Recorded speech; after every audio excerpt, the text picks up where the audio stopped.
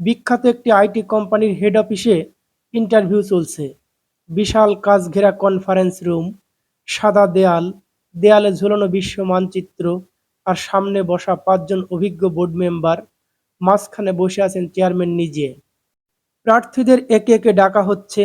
পঞ্চম নামটি উচ্চারণ করা হলো মোহাম্মদ তাসিন আলী। হালকা প্যান্ট শার্ট পরে, হাতে পুরনো একটা ফাইল নিয়ে ভিতরে ঢুকলো ছেলেটা। দেখতে চেহারায় কোনো চাকরি প্রার্থী বলে মনে হয় না, সাধারণ, কিন্তু চোখ দুটো অদ্ভুতভাবে আত্মবিশ্বাসী। চেয়ারম্যান প্রশ্ন করলেন, তুমি তো খুব সাধারণ একটা ব্যাকগ্রাউন্ড থেকে এসেছো, তোমার এই পদের জন্য যোগ্যতা আছে মনে করো? ছেলেটা বলল, স্যার, আমি প্রতিদিন রাত ২টা পর্যন্ত দোকানে জুতো পালিশ করেছি, সকাল ৬টায় উঠে ক্লাসে গিয়েছি, হোস্টেলে থাকার টাকাও জোগাড় করতাম জুতো পালিশ করেই। কিন্তু আমার চোখে স্বপ্ন ছিল, আর হাতে ছিল কিবোর্ড। আমি জানি অন্যদের মতো বড় ডিগ্রি নেই আমার, কিন্তু আমি যা শিখেছি বাস্তব থেকে শিখেছি। বোর্ড মেম্বারদের একজন কৌতূহল নিয়ে প্রশ্ন করলেন, তুমি কবে থেকে জুতো পালিশ শুরু করেছিলে? ছেলেটা বলল, আমি তখন ক্লাস 7-এ পড়ি। আব্বা হঠাৎ অসুস্থ হয়ে পড়লেন, ঘর ভেঙে পড়ল, খাবার জোটানো দায় হয়ে গেল। তখন আমি সিদ্ধান্ত নেই পড়াশুনো ছাড়বো না। তাই দিনের বেলায় পড়াশোনা করতাম, রাতে বা ছুটির দিনে স্টেশনে গিয়ে জুতো পালিশ করতাম। একদিন এক বিদেশি ভদ্রলোক তার জুতো পলিশ করতে এসে আমার সঙ্গে কথা বললেন।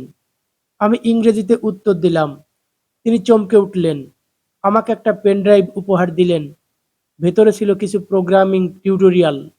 চেয়ারম্যান এবার একটু নড়ে চড়ে বসলেন, তাহলে তুমি স্বশিক্ষিত প্রোগ্রামার? জি স্যার। সময় পেলেই স্টেশনের পাশের ছোট্ট একটা সাইবার ক্যাফেতে গিয়েছি, ইউটিউব দেখে দেখে কোড শিখেছি, আর অনলাইন কোডিং প্ল্যাটফর্ম সমস্যা সলভ করেছি। প্রথমবার প্রাইজ জিতেছিলাম ৫০০ টাকা। সে টাকা দিয়েই আম্মার জন্য একটা শাড়ি কিনেছিলাম। বোর্ডে হালকা হাসির ঢেউ বয়ে যায়। এক সদস্য বললেন, তোমার জীবনটাই তো একটা প্রোগ্রাম, যেখানে তুমি নিজেই ডেভেলপার। ছেলেটা মাথা নিচু করে একটু মুচকি হাসলো। চেয়ারম্যান এবার জিজ্ঞেস করলেন, এই চাকরিটা তুমি কেন পেতে চাও? ছেলেটা এবার একটু হেসে বলল, কারণ আমি জানি এই চেয়ারটা আমার প্রাপ্য না, কিন্তু এই পরিশ্রমটা আমার প্রাপ্য। আমি চাই আমার ছোট ভাইটা যেন কখনো স্টেশনে গিয়ে জুতো পালিশ না করে। আমি চাই আমার মা যেন মাথা উঁচু করে বলতে পারেন, আমার ছেলেটা এখন অফিসে বসে কিবোর্ড চালায়। বোর্ডের আর কেউ কিছু বলতে পারল না। কয়েক মুহূর্তের জন্য নিস্তব্ধতা।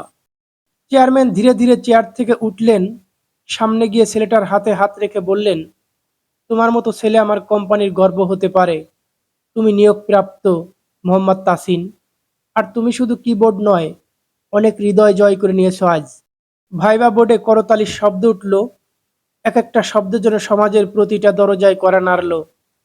আর মোহাম্মদ তাসিন, একজন জুতো পালিশ করা ছেলে, সেই দিন অফিস থেকে বের হলো, সেই চোখে স্বপ্ন আর হাতে অফার লেটার নিয়ে।